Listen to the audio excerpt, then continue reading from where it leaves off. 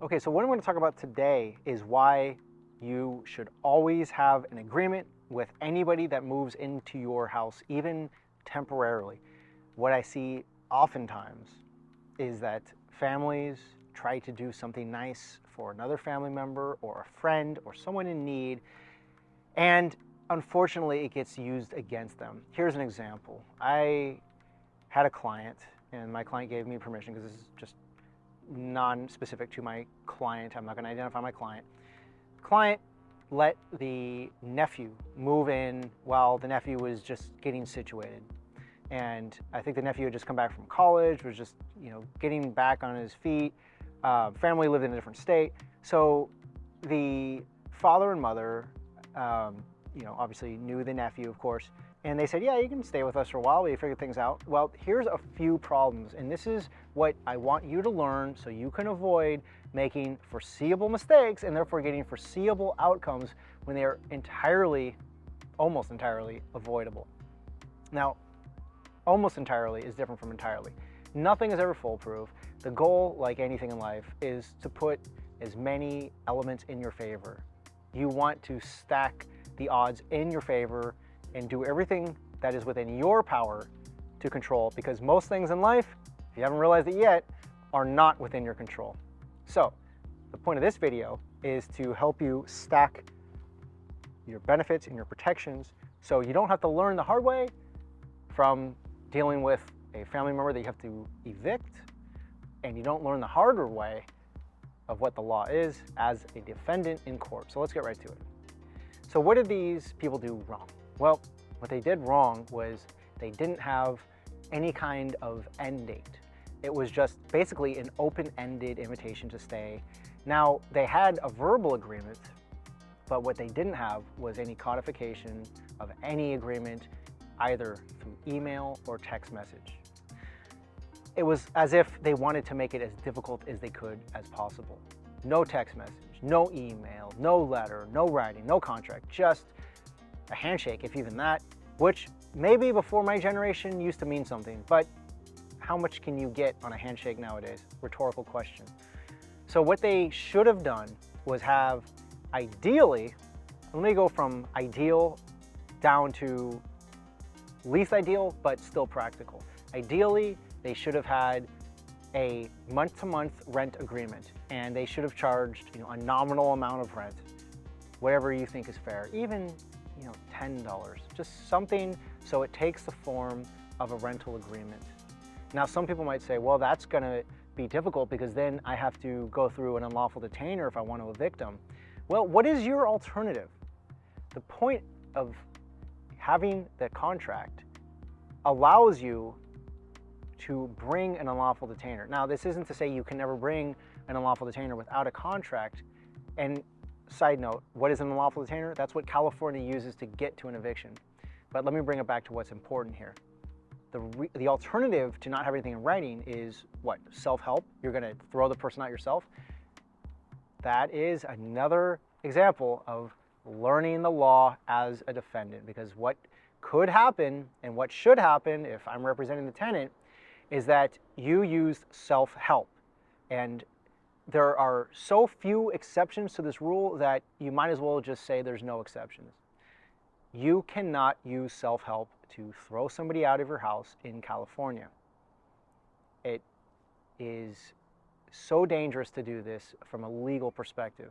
Now, there's always exceptions, but let's not swallow the rule with the one-off exception. What a lot of people do is they think, well, this is not a tenant. I've declared them not a tenant. I've declared them a boarder, a guest, a lodger. Well, maybe you've declared it, but are you a judge? Are you a judge in your own case? No, you're not. You never should be. You are going to have to prove your case to a judge, and the more evidence you have in your favor to show that this had an end date, if you want to make it as short as possible, you absolutely can. It's always easier to extend the duration of this so-called tenancy than it is to curtail it or throw somebody out because you either gave them a year or you didn't have anything in writing at all. So here's what you should do.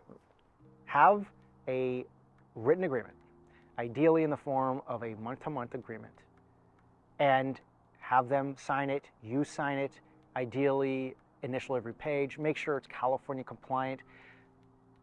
As you'll hear me say periodically throughout these videos, the internet will always give you an answer, but it will not always give you the correct answer. So be careful when you go to something like eforms.com. Yeah, you'll get a California rental agreement, but has it been updated to reflect AB 1482? This is where it gets really technical and really complicated, because your house might be exempt from rent control and just cause eviction like AB 1482, but it's not exempt unless you provide the notice of exemption. So I'll get into that later, don't worry. This sounds confusing. I'm trying to make this high level before I go into the granular nuances. But if you have nothing else to take away this.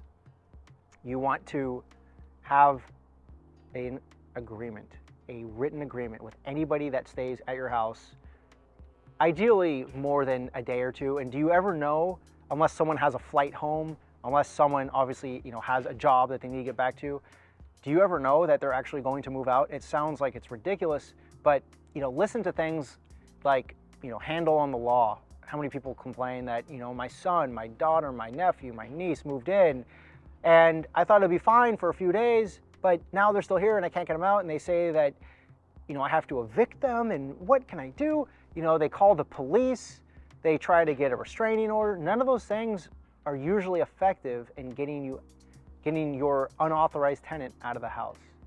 And they can bring in other friends. They have unnamed and unauthorized occupants. This is why you need some kind of rental agreement, even though it won't be necessary. And if the person protests, like, this isn't necessary, I'm offended.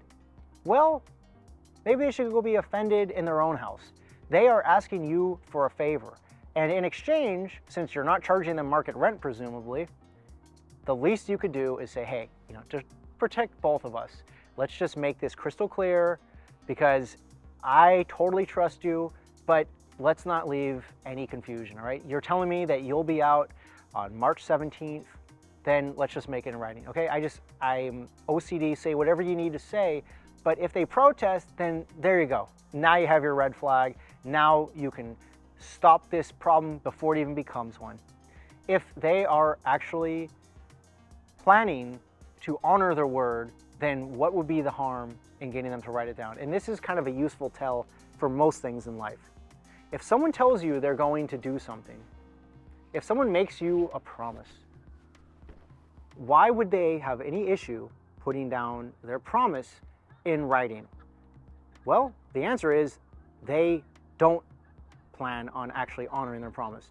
And you can tell early and quickly and at minimal expense to your time and your money when you call their bluff from the onset. So don't learn this lesson the hard way, and certainly don't learn it as a defendant. Learn it from me so you can avoid the problem before you even have to solve it.